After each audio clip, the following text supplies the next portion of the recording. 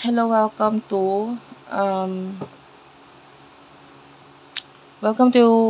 Unicorn Princess Tarot. So ito yung reading natin for Earth sign, Taurus, Virgo, Capricorn. Let's start your reading. For personal reading, King Tarot Reader. Search mo na lang siya sa Facebook. Ma-appreciate ko po lahat ng likes, comments, and shares. Maraming salamat sa mga nagko-comment, guys. Sobrang natutuwa ako sa mga comments niyo. Kahit po heart lang, malaking bagay na yan, guys. Hindi niyo lang alam kung gaano niyo ako napapasaya pag nagko-comment kayo. Let's start. Kunin muna natin yung main energy mo. And then the person mo. This is love reading for Earth sign. You do have here sent home, the fans, and destiny.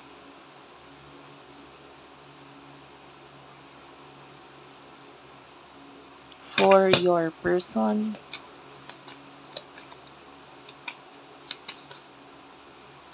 I'm gonna take this.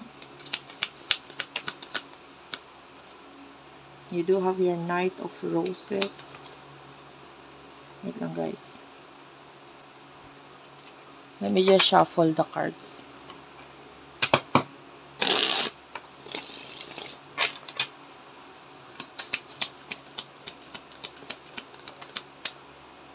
Ten of Roses.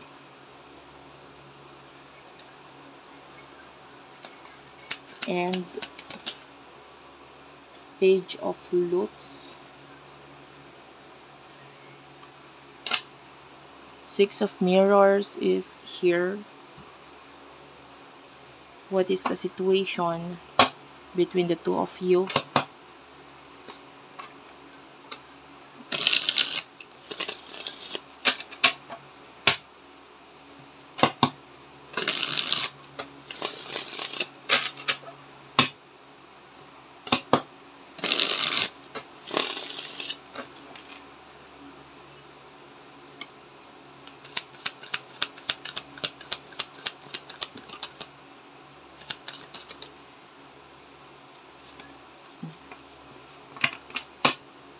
Hindi ko na kinuha yung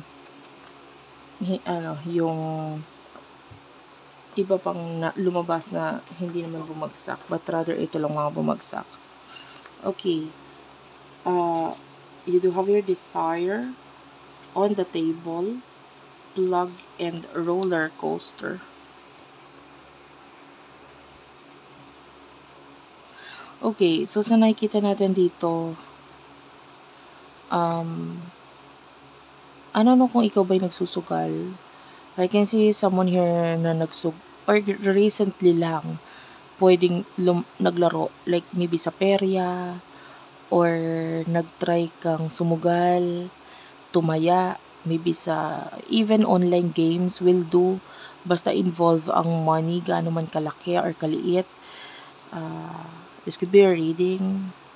I can see friends, like these friends or people are like parang pinagkakaisahan or pinag-uusapan ka.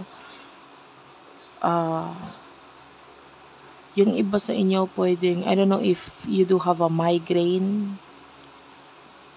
So that's your energy. And for your person,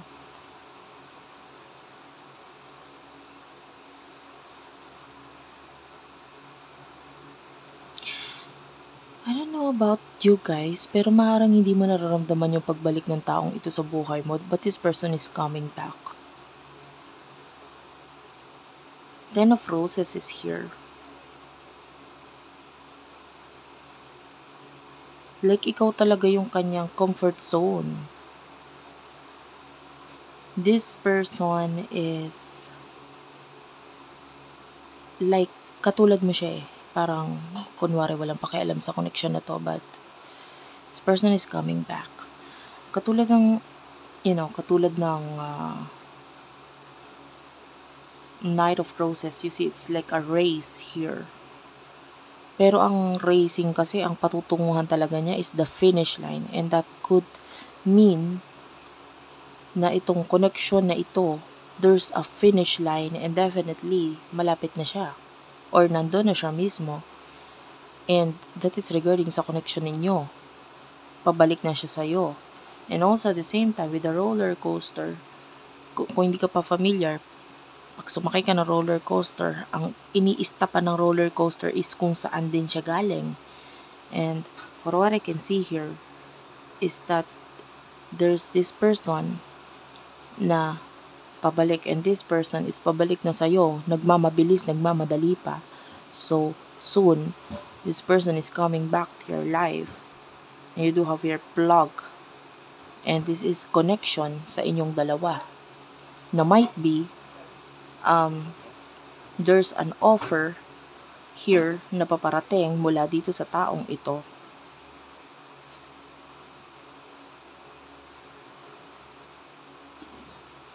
Both of you likes each other. Pareho ninyo minamanifest ang bawat isa. For some of you, nagkaroon ng sexual like pagpapantasya na energy sa side mo and sa side niya. Tell me more about the connection.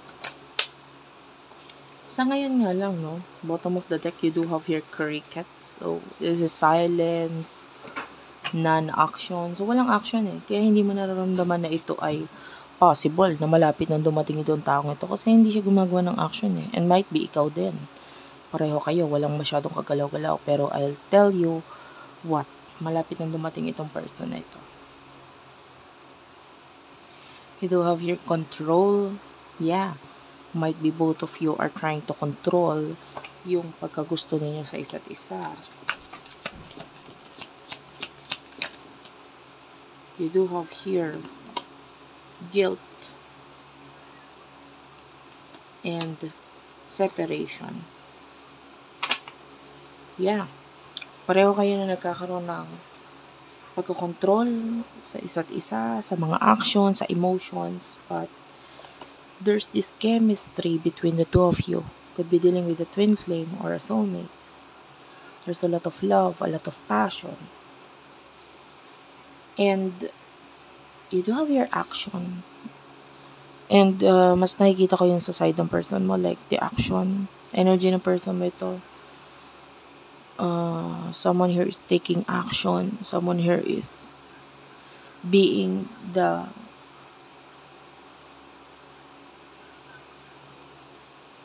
energy is siya yung magte-take ng action in the near future, because some kind of masculine energy sa kanya ang lalabas, kasi might be may awakening sa connection ninyong dalawa. So babalik siya ng mabilisan agad sa'yo, malapit na. Hindi mo pa namamalayan or hindi mo pa nararamdaman ngayon, pero soon enough babalik siya.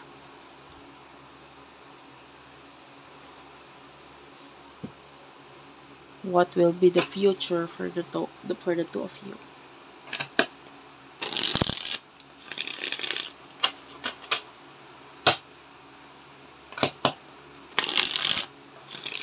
Bago yung future, gusto ko muna makita yung challenges. Kunin muna natin mga challenges sa inyo.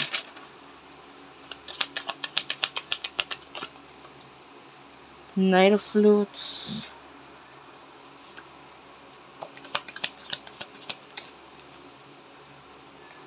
Queen of Flutes. Well, I feel like challenge sa inyo is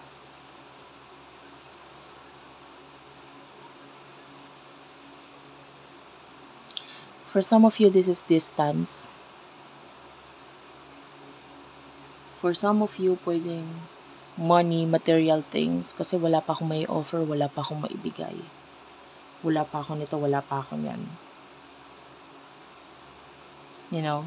And someone here might be, ang challenge is, gusto niya munang maabot yung pangarap niya, gusto niya munang, might be may iba pang naghihintay para sa akin in the future. Alam mo yun, yung parang lumayo siya saglit para hanapin yung sarili niya. And that could be your person. Pwedeng yung challenge is,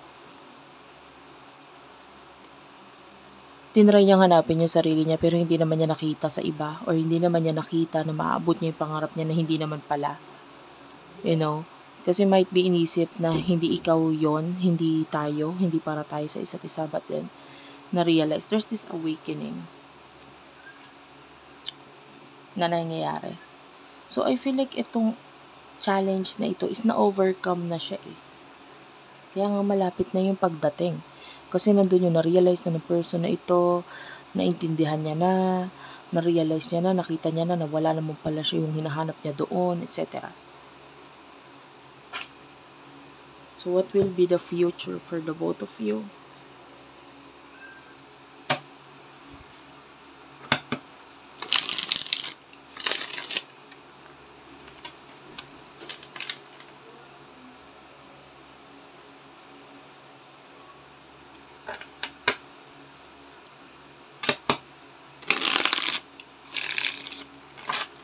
In the near future for you.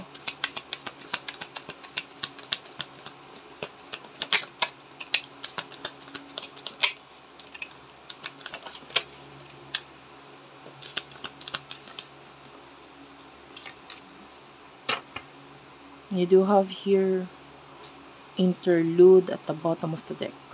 Oh, kaabang-abang. See? There's this kaabang-abang na pangyayari in the near future sa inyong dalawa. Why? Ayusin natin muna yung cards.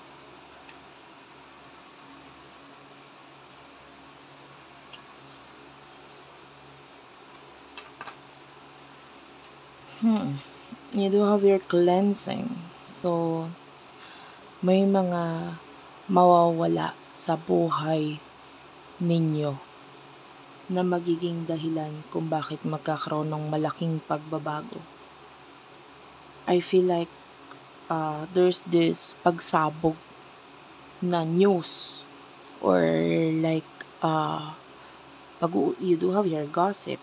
Definitely, someone here will be a connection or a situation na pag-uusapan ng marami.